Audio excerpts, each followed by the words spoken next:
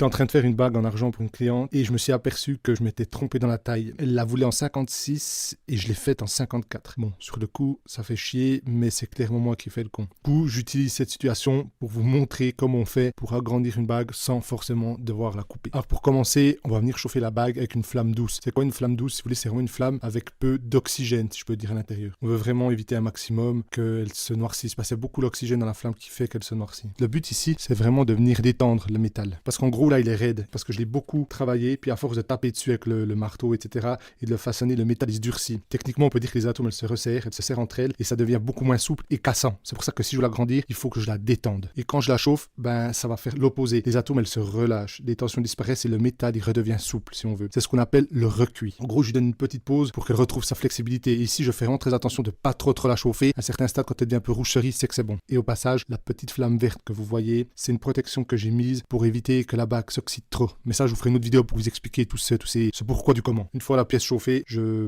vais la plonger dans un bain d'acide, ce qui va permettre d'enlever un peu toute l'oxydation créée par la flamme. Il n'y en a pas beaucoup, mais on le fait. Ça me permet vraiment de retrouver un métal propre si on veut. Et maintenant, je vais mettre la bague sur une barre d'acier qu'on appelle un triboulet et je vais taper avec un marteau en cuir. Jamais de l'acier sur de l'argent. C'est vraiment des marteaux qui ne marquent pas. Et petit à petit, je vais l'étirer. Je vais toujours taper vers le bas et je vais régulièrement tourner la bague. C'est pour compenser la force, pour qu'elle reste bien ronde. Pas que je tape seulement d'un côté. Je vérifie toujours qu'elle ne fissure pas. Mais comme je l'ai détendue au préalable, il y a peu de chances que ça arrive. Mais il faut tout le temps vérifier quand même. Une fois que j'atteins la bonne taille, je prends une petite brossette pour le pré-polissage. Ici, j'ai pas besoin de faire un avant-polissage trop fort. Comme la pièce a déjà été polie, un pré-polissage aux brossettes va très bien. Et ensuite, une fois que j'ai fait ça, je passe au polymiroir. Le polissage final, si on veut. Je croise toujours mes passes.